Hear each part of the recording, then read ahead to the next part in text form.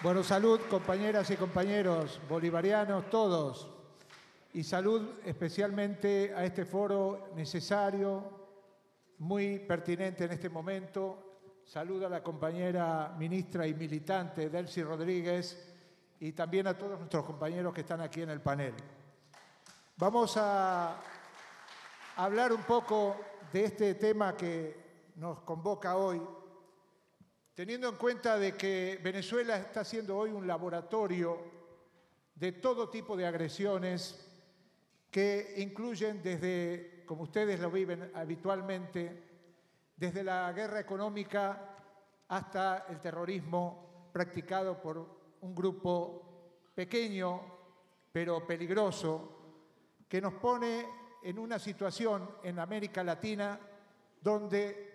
todos los días decimos, cuando nos levantamos, Venezuela somos todos y todas, porque las necesitamos a ustedes y porque ustedes también nos necesitan a nosotros.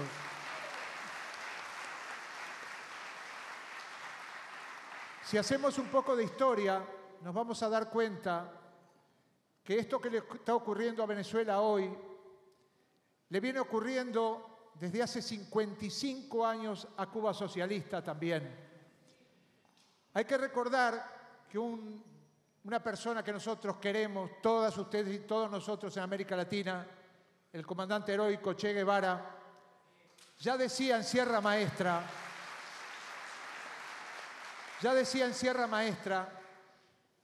se lo decía a Fidel, cuando ganemos, Fidel,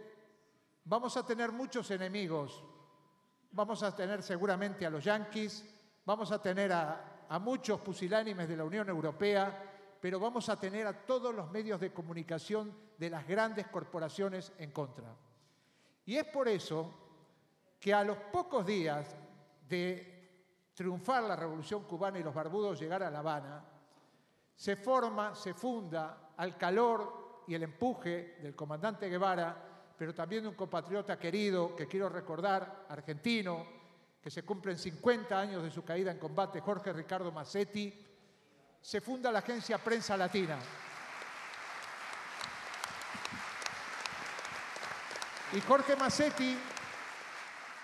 que se dio cuenta también como el Che que venían por la revolución a los pocos días, como ocurrió aquí en el 99, cuando triunfa el comandante Hugo Chávez, y en el 99 mismo empiezan ya las campañas mediáticas, contra Cuba se empieza a producir eso enseguida. Y hay un momento en que Fidel decide plantearse el juzgamiento de los asesinos, de los sicarios de Batista, y convoca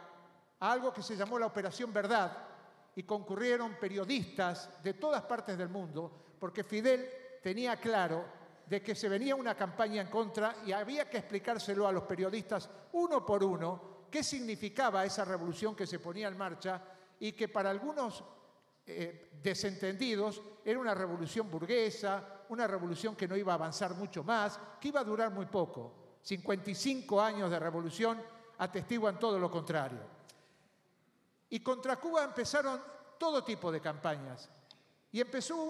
una entidad que ustedes conocen muy bien, la SIP, la Sociedad Interamericana de Prensa, que en ese momento conducía un coronel haitiano llamado Jules Dubois, que empezó a hostilizar a la revolución cubana, pero también a Prensa Latina, porque Prensa Latina se iba convirtiendo en la voz de los que no tenían voz. Y esa persecución llegó a que en distintos puntos del continente, donde la agencia Prensa Latina había abierto sucursales, empezó una campaña de hostilización paramilitar y parapolicial contra esas sucursales. Se llegó a secuestrar periodistas, se llegó a matar periodistas de Prensa Latina y se llegó finalmente, por el peso de la Sociedad Interamericana de Prensa y por la traición de muchos presidentes latinoamericanos que formaban parte de esa OEA de la que se fue Cuba dignamente y que no debe regresar jamás, porque es una entidad de lacayos y de gusanos al servicio del imperio, se llegó a prohibir la operatividad de la agencia Prensa Latina en América Latina. Y sin embargo, Prensa Latina está por cumplir ahora 55 años orgullosos, como esta orgullosa revolución bolivariana está aquí también bien parada para enfrentar esta conjura mediática. Hubo muchos episodios en Cuba que son muy parecidos a los que vive hoy la revolución bolivariana. Hubo un momento, por ejemplo, que se hizo una campaña cuando muere un preso al que ellos llamaban preso político y que en realidad era un delincuente común. Orlando Zapata muere en las cárceles de Cuba de una enfermedad, no torturado como torturaba Batista y no torturado como torturaba la DICIP acá en la época de Carlos Andrés Pérez y en las épocas anteriores de la Cuarta República. Se muere de muerte natural y comienza